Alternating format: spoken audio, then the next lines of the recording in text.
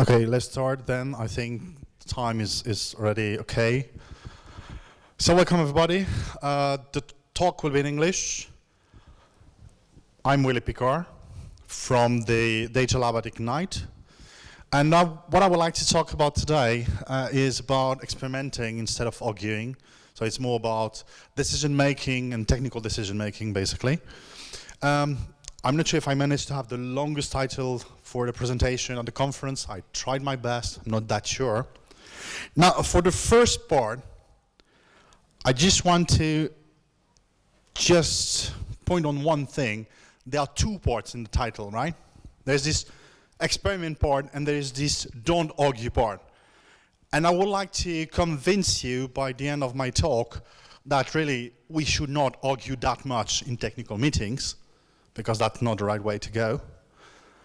But most of all, I would like to convince you that we should experiment much more. So we will see both aspects all the time, okay? So let's start by a first simple question, right? Why do we need to experiment? Why am I talking about the thing anyway? I will start by something very general. So think about the way you talk about the work you have to do. How you define the specs. So we use a long time ago in a different millennia, we use waterfall everywhere. And we use waterfall because then using waterfall we can define all the risks with the customer. And then we start to be a little more clever. And there is this fantastic thing that appears called Agile. Wow. And Agile says basically, with Agile, we can define all the requirements with the customer. But we are a little more clever now. We know that these are the requirements that we know about now. And probably they will change. So we know that we don't always know about everything. Now, if we go a step further, then there is a case I'm interested in, is this one. What if the I don't know case? And I think that's quite something you will meet frequently during technical meetings you have. You ask the product manager, what do we want to build? Oh, I don't know. Right, sounds familiar? Well, my first point today is that probably this case never exists. The I don't know with the monkey like this one, having no clue, is not the case you're facing usually. The case we are facing is this one. It's not I don't know, I have no idea, is I don't know, there are so many options. Well, it's like, which candy is the best one? I don't know. It's not that I don't have any ideas, it's just there are too many options. And by the way, if you think about how a 3-year-old will solve this problem, they got some idea already. And they won't discuss about, you know, I think the Coca-Cola flavor is a little more chemical. No, they have a solution, and their solution is very simple. Try them all. So instead of discussing which one is the best one, this is what teenagers are doing. The kids, they will do experiment, they will test. And that's the topic of my talk basically today. So here, why do we want to make the experiment? The first point I want to make today is that we often need experiment because there are too many options available, and the real problem is to pick the right one. And the approach we take usually is arguing, and that's the wrong one. So here I will use an example during all my talk. That's a real case we had at Egnyte. So we've been working on something called OCR, which is a shortcut for optical character recognition. Basically, the idea is that in our case, we have a lot of data coming from, a lot of files coming from our customers, and among these files, there are a lot of scans. I would like to be able to extract the text from the scans. So we got pictures, we need to extract the text. This is what OCR is about. Now, if we look at how this could be done, well, there are different things that you need to do. First, you need to read the scan. Then, probably it would be nice to resize the file so that in case you receive massive scans, You can manage them correctly. Then maybe we need to suppress the noise that comes during the scanning process. Maybe we need to rotate because the scans are not always perfect, right? And when this is done, maybe we can have a look at what is the text in it. Now the problem we faced at the time was which of these steps are really needed? Do we need all of them? Can we suppress some of them? What are the parameters for all these steps? And that's basically a technical discussion. How do we want to solve this pipeline? And the way we approach it is the one I will use to illustrate this point. Why we should not argue. The way we address the question, what is needed in this OCR pipeline, was by arguing. So we had a meeting, and people were saying different things during this meeting. Like, all the steps are vital for good text extraction. We need all of them. Or this thing is not working for my file. Or we need a denoising thing, right? And this must be done before. And I would argue that these are the kind of argument you will see in a technical meeting, and they are most all wrong here. And this particular case, I know they're all wrong, because we've been there. And I want to explain you why they're wrong. So here, this case, all steps are vital for good text extraction. The history behind this is that the guy that states this has read a lot of different things. So I find papers where I explain, if you want to extract text from scans, you need to do this and this and this and this and this and this. And that's exactly the list I've shown you. So if it's written in the paper, it must be true. No. Especially when the paper is 2 years old, which was the case. So that's the question of the well-known solution. That's the way things should be done. We should challenge this kind of argument. So be very careful when somebody says, well, that's the way it should be done, because there is an article that explains this. Check if the article is still valid. And in our case, we'll see that the 2 years old paper was wrong. Another thing, it's not working for my file. And in the Datalab that I'm heading, we are working on machine learning. So we need to play with a lot of data. And that's my favorite argument. The one that already brings a red lamp in my brain, saying, that's wrong. It's not working for my file. That's the argument which is wrong, because it's the cherry-picking thing for validation. You pick one example. Well, I built something that is supposed to work for most of the files of my customers. I can be probably not lucky. This may happen. Maybe my thing is working perfectly for all the files behind this one. Besides this one, right? So here the argument, like, it's not working for me. We know quite well the opposite, right? It's working for me. That's the same one. And that's not valid. So cherry picking, be careful with this kind of argument. The last one, we need to denoise the image beforehand. Here the idea behind this is that the person that was stating this thing has been playing a lot with image processing. Yes, in most of the cases in image processing, you have better results if you remove the noise, because the noise is noise, right? So if you remove it, you got better results. Yeah, and that's a biased opinion. That's because I've seen so many times how it's worked this way, I assume that it will always be this, the same for this particular case. We'll see. Again, we challenged the thing, and this opinion was wrong in this particular case. So be careful with this biased opinion. I've seen different things, so this is the way things work. This means that your preferences are for this particular type of solution, which is not necessarily the best solution. So my point here is showing you that in technical discussion, I suppose that you've seen this kind of argument or similar. This is basically people stating their opinion. They state their opinion. I tried to make a technical decision, which solution is the best one. And that's a different game. It's very nice to see what you think about, but I want to know what is the best solution. That's a different thing. So here my point is that people were arguing about the solution, right? We must do the thing. I'm going to say, if you want to argue in technical discussion, argue about what you want to check. Argue about the experiment, not about the solution. It's good in a technical meeting to think about how can we check that this solution is good, better than this one? Instead of saying, I know that this one is better than this one because I prefer this one, right? So if you want to argue in a technical meeting, try to argue about how you want to check things, how you want to experiment, not about your opinions or your solutions. Now, a side note here. You may say, okay, so the guy here on the scene will talk about, let's try everything, let's take all the possible solution and build it. Well, not exactly. It's a little more subtle. With experiment, there's the idea of experience, which is very, very strong. My point here is that you need experience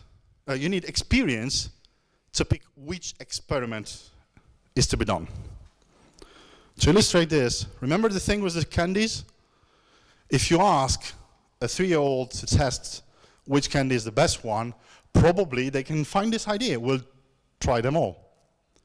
I suppose that we are grown up here in the room, we will do it slightly differently. Because if you try them all, as a 3-year-old kid can do it, that can end badly. So we got a little more experience with candy, so we know that maybe we can sample some of them. So I'm joking with this thing, but in the case of the OCR, that's the problem we're facing. If we count all the potential combination with all the steps, this will be a huge quantity of different possibilities. And I don't have time, neither money, to test all of them. So here, the experience is needed to say, well, among all the possible solutions, which one do I want to test? Okay? So that's like, let's say, an introduction. Now, I'm talking about experiment, and what is the thing, anyway?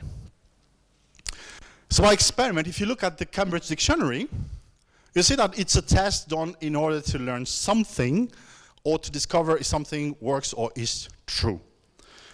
The part that interests me a lot is the part, a test done to discover if something works or is true. So in practice, when we have experiment, we have first some hypotheses. A hypothesis, I mean things that you know are not to be discussed. That's a common ground. Everybody accepts the hypothesis. For example, for the OCR, nobody discussed the fact that we will put graphic files at the beginning. We won't try this with videos, or we won't try this with MP3. Okay, so something that are not to be discussed. A little more subtle, we know where we want to deploy the OCR. We know what kind of machine we will use in which kind of environment. And we are not discussing the thing. So basically, the common ground is what is outside the discussion and accepted by everybody. Then we have potential solutions. So what are the variants I want to try? Okay?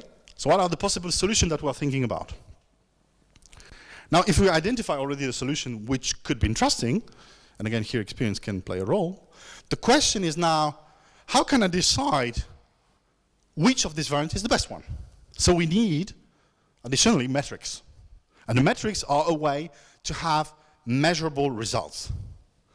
Remember the cherry-picking thing? It's not working with my file. Give me a metrics. Like, I will put 1 million files in it, and then I will check how many times the file is not correctly recognized. That's something that is a little closer to a metric. And most people stop here when they think about experiment. And for me, there's one part which is missing, which is a key thing to use experiment to make decision. If I stop with metrics, I will end with different variants. I know how they perform. The thing that is missing, I want to make a decision at the end, so I need rules to make decisions. I will show you an example where if you don't have the rules, this does not work at all. And again, that's the real case. So let's have a look how it looks with the OCR. So that's the example I showed before, and I would like to show you how these concepts of variance, metrics, etc. applies. So the case we had, remember somebody says that the denoiser must be done always. Well, we'll look at what is happening with data from prod, and it appears that in terms of processing, in terms of time for processing, the denoiser was slow, real slow, comparing with the other operations. So we had this discussion. Yeah, we need all the steps. Oh, the denoiser must be done. Oh, the denoiser is not needed. It takes too much time. Blah, blah, blah, blah, blah, blah, arguing. At some point we say, well, stop. Experiment, don't argue. So we divide an experiment with two variants. Simple. With the denoiser or without the denoiser. So these are our two variants. Then we define the metrics. And what we want to check are two things. We want to check that it's still predicting correctly or extracting the text correctly. That's one thing. And the second thing was the speed. Because I'm okay with things working much faster if I'm not losing on the quality. So we use these two metrics, and here are the results. So the red is with the denoiser, the green is without. Well, in terms of quality, we are losing 0.08%. I can live with it. In terms of speed, without the denoiser, we are working 6 times faster. So if you need some business orientation here, this means that for 1 million files we need to process, instead of almost $3,000, we are paying $500. That makes a difference. Now, without a decision rule, that's great. You got two variants and you know that one is much faster than the other. This does not imply that you update the things in production. And this is something that for a while we've not been doing. And the reason for which we didn't put things in production, although we saw that this would work 6 times faster, is that there's still a question, do we have enough confidence in these numbers? So the rule which was missing here, that was blocking the decision, is if this has been tested with more than 200,000 files, then we can update. So without these rules, there's no decision, things are blocked, okay? So that's why I think that this idea of having the rules set in place, defined, is extremely important, and I would suggest you to have them, this rule defined before you start the experiment. Now, what can be under experiments? Well, algorithm, that's one thing. So you can have different algorithm that you would like to compare. For machine learning, you can test different models, which one is performing the best. For UI, is it better to have a green button, a red button on the top, on the bottom, on the left, or the right? Configurations. Here an example that we've been playing with. We got recommendations. For customers, is it better to show them 3 recommendations, 2 recommendations, 5 recommendations? So that's the kind of thing we can argue for hours. Or we can test this by experiment. Now, how to run experiments? The idea is cool, it's nice. Well, you will hear A/B test everything. And some people will say that's the end of the discussion. If you can do A/B testing, then you have something to experiment. I will slightly disagree with it. First, because there's something which I would not consider as A/B testing. And in A/B testing, there is this idea of a user, right, that you bucketize usually. Well, if I want to compare 2 different models that will impact, for example, some prediction we are doing that is not visible to the user, we can still do an experiment. In the case of the OCR, for the user, there is no difference. For us, in the background, it works faster or not. So this is not A/B testing, right? So from my point of view, experiments is a little wider than just A/B testing.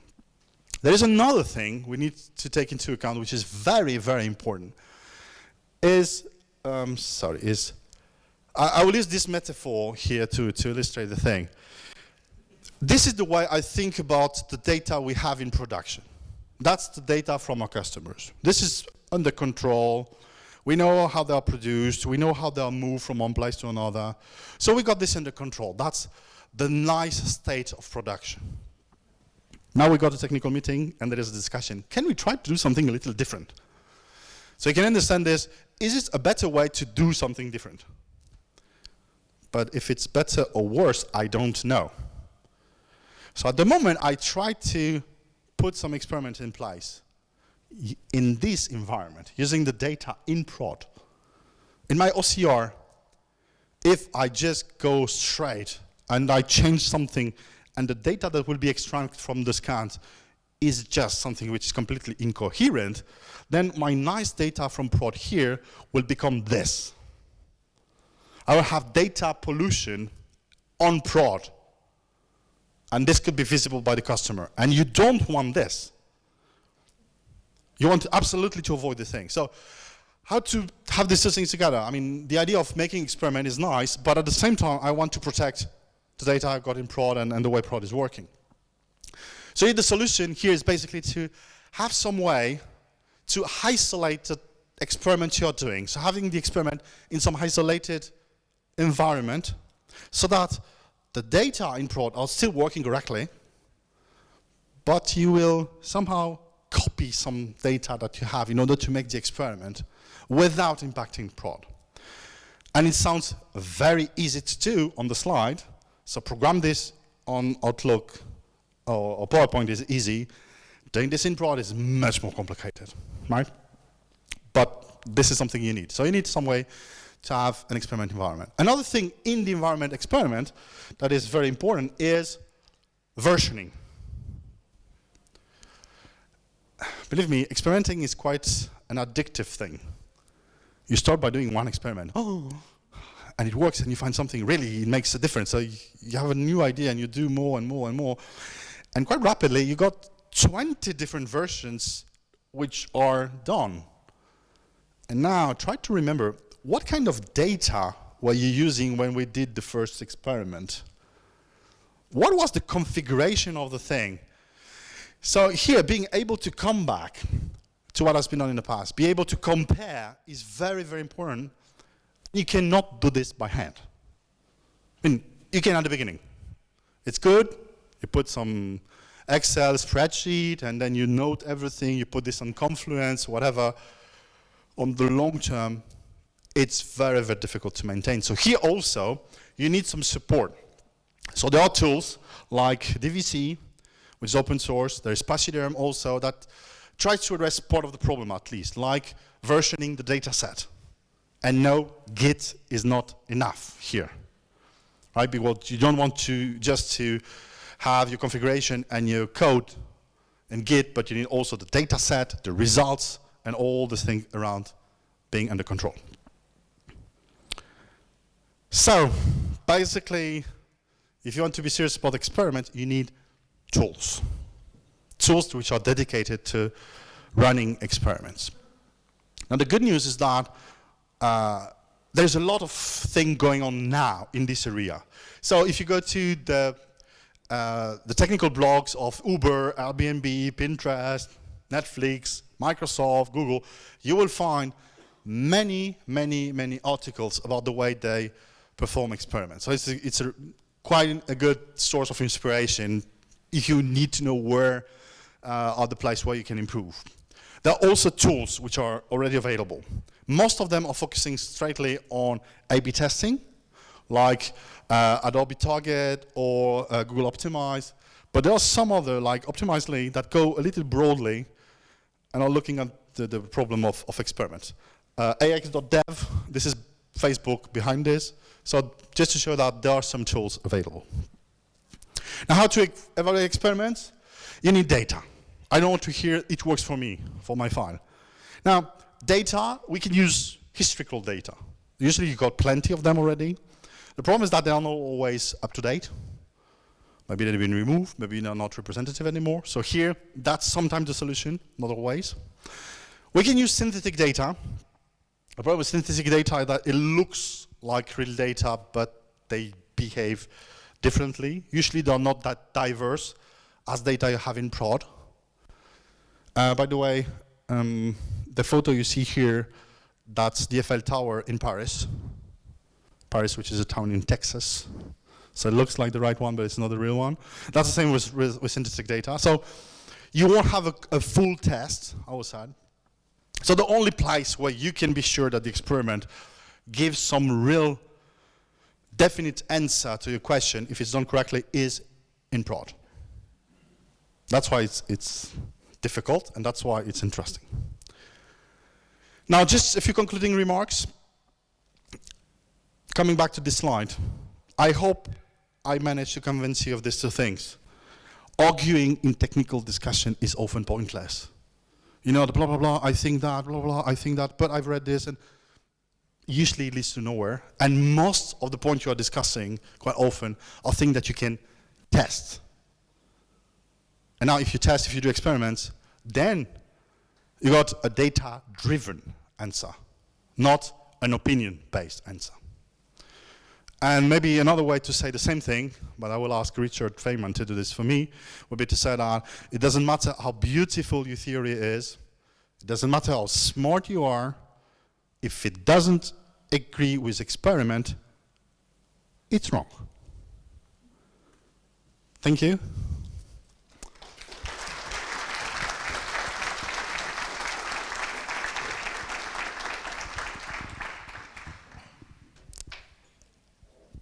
I assume we may have still some time for one or two questions. Yeah, I think you can have a question or two. And by the way, if somebody wants to have more question outside, możemy też po polsku. Wiem, że nazwisko jest mylące, ale jakoś dam radę. Okay. I'll give you a microphone because that's then recorded. Okay, so hello, I'm Paweł from Swiss AI, and I have a question about assumptions. So you're testing hypotheses, but how much do you recommend to test assumptions in your systems? Well, here in this approach, assumptions are something that if you start by defining the experiment, the assumptions are the thing that you don't discuss. Now, this does not mean that there are things that you should not discuss at all, but that there's a decision that has to be made during the decision, like, oh, we agree on this point. If we agree on this point, this is out of the picture for the experiment. But in theory, each time it starts to be some discussion that may impact what you're building, and the discussion starts to look like, I think that, or in my opinion, then maybe it's time to think, well, is there a way to test this? It's what I got on the slide, like, don't argue on the solution, argue on the experiment. Right? Should we start to check this thing? One more? If not, thank you very much. Thank you.